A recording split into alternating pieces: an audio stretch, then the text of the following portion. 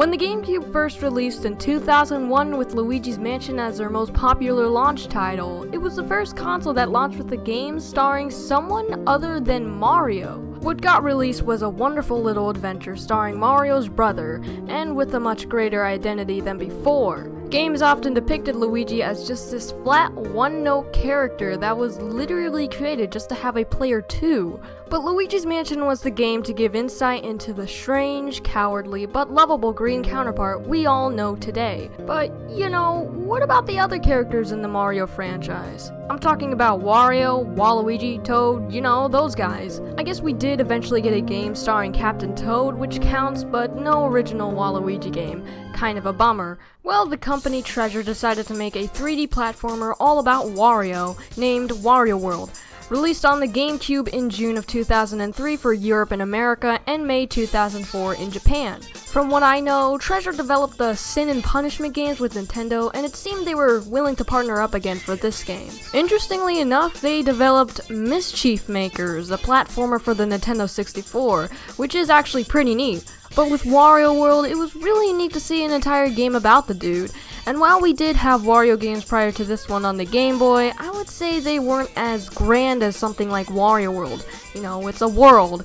And plus, those games were regulated to handhelds, while this one was on the big home console and was in full 3D. Wario before this started out as a main villain in Super Mario Land 2, where he tried to beat Mario at his own game and take over his castle. He then would go on to play the main role and essentially take over the Mario Land series and form his own with Wario Land. He also made smaller appearances in sports games such as Mario Tennis and Mario Golf. I'm going to be honest, I've never heard anyone talk about this game, except for that one Easter egg if you wait 50 minutes on the pause screen. The game was fairly successful overall, and it got pretty decent reviews when it first came out, but when people talk about GameCube games, Wario World seems to be one of the forgotten ones. But anyways, I went into this game pretty blind knowing that it was a 3D platformer, and it also has combat. It's also gonna be my first Wario game ever. Like, period. Not even the WarioWare games. Sounds crazy, I know, but whatever. So, yeah, let's just see how this is. Welcome to Wario World.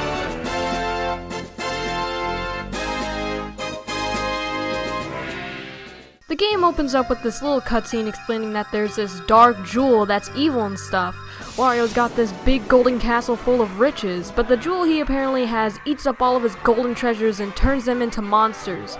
I think? Wario has to save all his treasures and defeat the big bad jeweled squid thing. It's your basic platformer plot like any other. It's not like a fleshed out story is needed for these types of games. And the antagonist is barely mentioned outside of this first cutscene. You're only reminded of him again near the ending. So with this game being a 3D platformer, Wario's gotta have a wide moveset, right?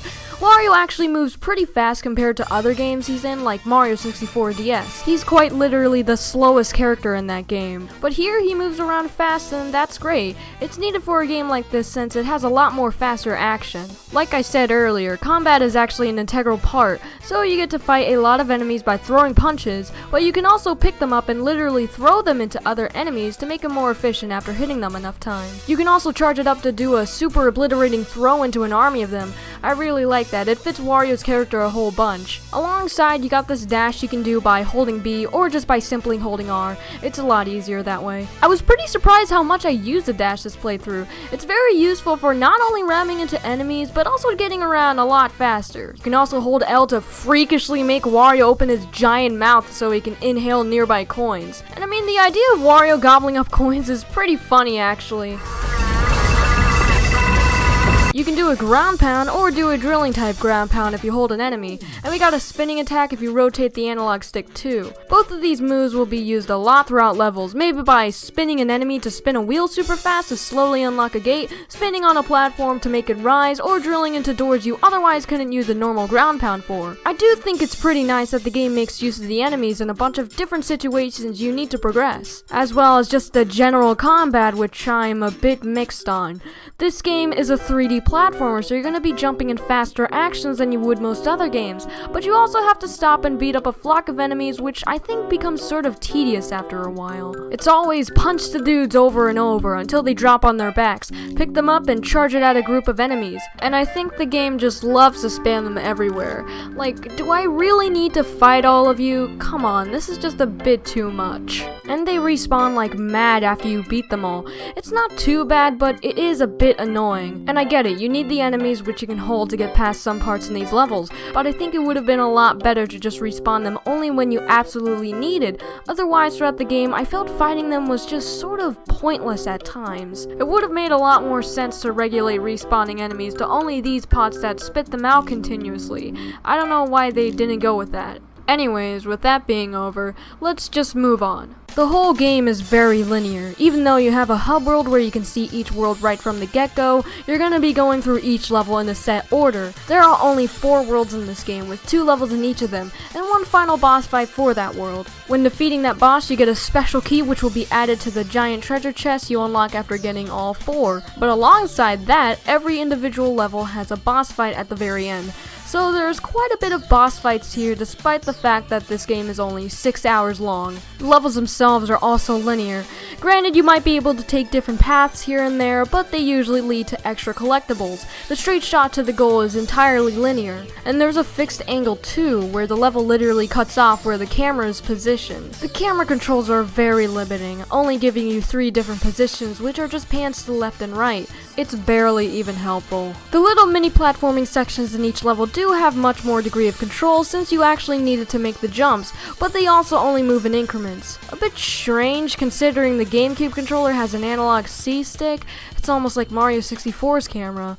Oh yeah, right, these little sections. In each level there are 8 doors you can grab pound into, and some of them requiring the drill move since they're metal doors. They'll usually take you to these brief platforming levels where you can find these red crystals. These ones remind me of Super Monkey Ball stages, I don't know why. Some of them are gonna be easy, and some are definitely gonna take you a few tries. This one for example, with the rotating platforms, you're gonna end up dying quite a bit, and that's because Wario's more slippery physics doesn't really adhere to this more precise platforming, jumping from platform to platform as each one continuously rotates. These ones too, with the platforms that suddenly rise and you have to time your jumps to carry all that momentum, and like, it's not fun. It's frustrating. The timing is so finicky. Maybe I'm the one who sucks at this game. I don't know. At the end of each level, the game counts how many red crystals you have, so you need a certain amount of them to actually finish one. For the near end game levels, you need 6 out of 8, which is quite a lot. If you don't get to the end with enough red crystals, the game thankfully has this ball you can grab onto to get sent back to the start, so you can find the ones you're missing. But I didn't know that initially, and I just grabbed on and it sent me back to the start and I had to do the level again.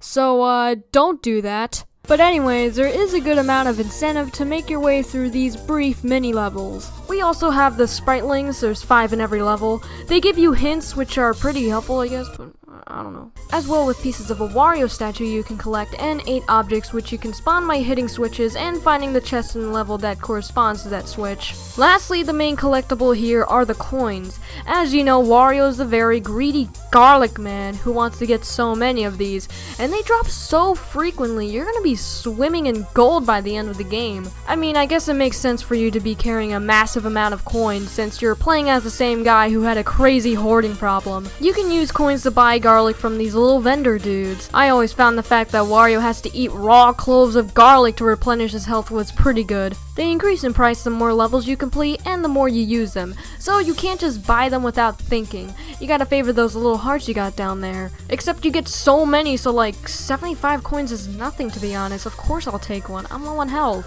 Speaking of hearts, I think you can increase the number you have in total, sort of like Zelda I guess, every time you complete a golden Wario statue. But I didn't get that many extra hearts, so oops. So yeah, there's a lot of different collectibles in this game. The Wario statue is put up in front of the world you got them in, which is pretty neat. Reminds me of Animal Crossing where you get these awesome statues if you paid all your debt. Level design I thought was pretty decent. It doesn't pull anything absolutely crazy, but nothing felt too boring overall. I do love these magnet enemies, how you have to throw them at the magnetic walls to use as platforms. It's pretty cool. Alongside with these balls you can grab onto and rotate around. Man, the game loves throwing these absolutely everywhere. You also have something the game calls battle rings, which are arenas where you fight enemies for 60 seconds, and you know, it literally sort of halts the pace, so I don't see the point in this. 1 minute you could be having fun, roaming around, and another you could be fighting enemies for a whole minute because the game literally forced you to. And it's like, why? I just want to continue with the platforming stuff. And you're gonna see this with every single level. Like, geez, game, I get it. You love enemies. Like, a lot. A lot.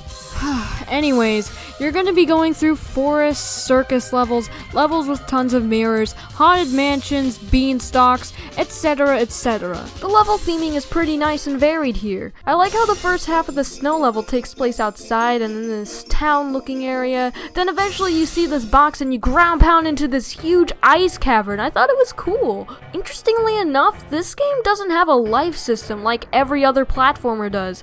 No. When you fall into a pit or something, you're taken into this big room with a bunch of boxes you have to break open. All of them have bombs except for one, which has a trampoline that will shoot you back up. You have to frantically move around and find it as soon as possible, because these ghost rhinos? I don't know, man. They'll steal some of your coins if you get caught by them. The game shows you this by having this bridge you unknowingly walk on fall apart and take you there. Losing all your health is a different story, however. You have to pay up a bunch of coins if you want to continue. The price gets steeper and steeper the more you die, so better favor surviving in this game. I really think what they did was pretty freaking cool, to be honest, ditching that old life system in favor of something unique. You know, dying actually means you lose something pretty valuable. However, like I said before, coins are given out like candy, so I often found myself just tanking through the game, and when I died, it didn't feel like I was losing much, you know? And when the price was actually as high as 500 coins, I had so much money and it was the end of the game, so I don't think it mattered that much. I still really gotta appreciate what they were trying to do with this. Mario Odyssey did something similar, since whenever you die you just lost 10 coins and not a life like in previous Mario games. But believe it or not, coins in that game were actually more valuable, since you could buy extra costumes for Mario and such. In Wario World, you can't really spend coins on stuff other than garlic. And yeah, I mean, Wario spending his money on things he would like sounds unbelievable, I know. Once you complete a level, you're taken to a boss fight and oh my god, this game has got to have some of the weirdest bosses I've ever seen, at least in terms of design. God, what the hell is this? Imagine the goddamn nightmares this must have caused on kids when they played this part back in the day. Jesus Christ, it's like a big purple head thing with a tiny body, and when it starts booking it at you on both its legs, nothing could be more scarier. Imagine if the octopus from Eric Andre and that one Mother 3 enemy had a baby. Yeah, it's not just this boss either. Like, what am I looking at? What is this, a stripper lizard? God. Dino Mighty. The bosses themselves are like, I mean, they're pretty easy for the most part. It's just a matter of running up and mashing the A button when they're open. I do love how you have to pick up their gigantic bodies and just throw them out of the arena with so much force to deal damage to them. It's great. This game is actually pretty weird when you get down to it. Like, of course this giant bomb here has to have a creepy human face plastered on it. Also, this pyro reminds me of Chibi Robo. I guess all of this gives the game its own different flavor, right? You're probably not gonna find enemies like these in other games. Plus, I think the staff did a very excellent job at incorporating so much character and personality. The animations here are seriously underrated, especially for Wario himself. The way his nose pulsates and his eyes differ in size sort of sporadically really adds to the more crazier and insane side of his personality. And God, Charles Martinet did a wonderful job portraying Wario too. Every line got a chuckle out of me. From throwing an enemy to just expressing excitement. Some of Wario's most iconic lines to this day started here. They seriously did an amazing job portraying him, and I feel like he fits in with the gameplay very well. Beating up the bad guys with these slapstick style animations and throwing them so far with what seems like nothing to him. Compare it to Mario, for instance. All he does is just jump on enemies, maybe punch them, kick them, but he's happy he's doing it because he wants to save the princess out of his own good, you know? Wario likes to ram in, get his own way around just so he can get 20 coins. You know how Wario likes to enter a level? By just absolutely face planting right into the ground. What does Mario do? He just kind of appears. Sometimes out of thin air. His game is all about telling you that Wario is a lot more different, a lot more careless, a lot more brutal, and a lot more selfish than any other character in the Mario franchise. The title Wario World encapsulates that even further. It's not just his money or his castle, it's his entire goddamn world. If it's anybody's world, it's his. But of course, this is all presented in a silly manner, unless you want to take this thing seriously. The music for the level Greenhorn Forest is also really good, and I like to think it's Wario's official theme. Big fat low horns, slow and steady beat, and a tune that conveys pure mischief.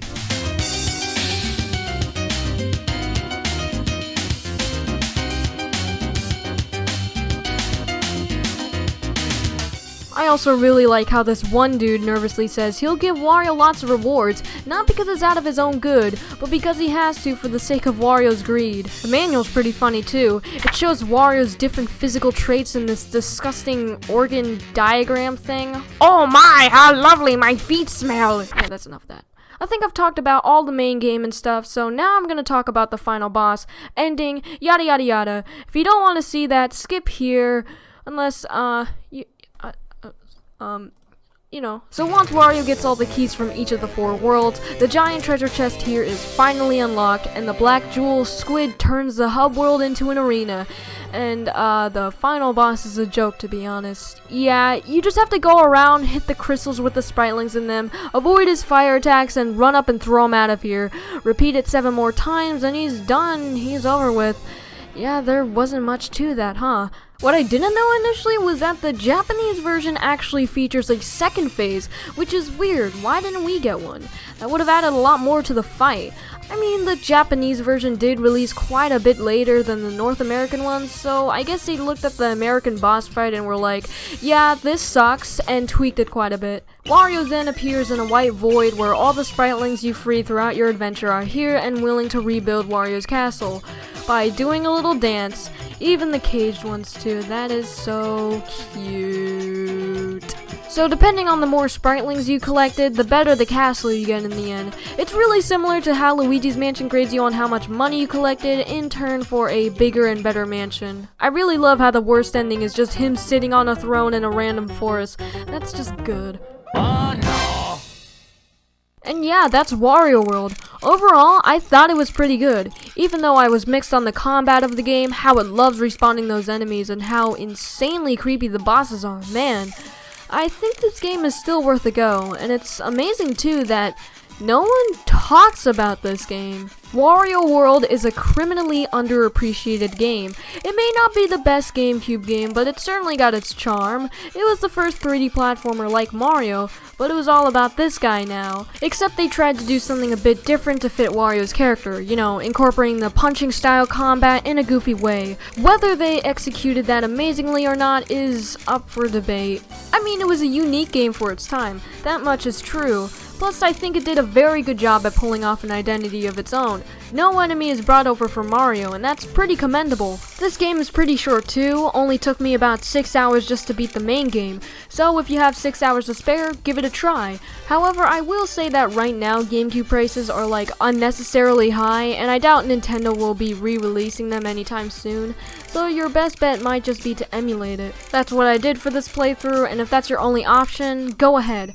I think you'll find something in here you'll definitely love. It's pretty weird though. When's the last time Nintendo brought this kind of Wario back? No, not that Wario. This Wario. It's been over 12 years since we've seen like an actual platforming game starring Wario. The last game was Shake It, released for the Wii, and since then, Nintendo hasn't done anything.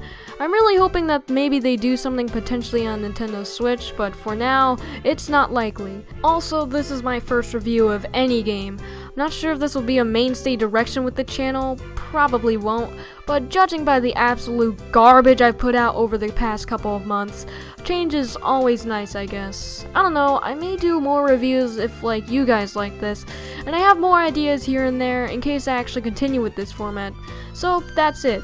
I hope you guys liked the video, and I'll see you guys sometime in the future. See ya! Oh, mamma mia, I got a fat ass!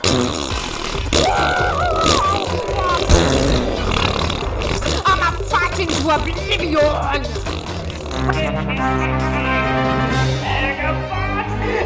defeat!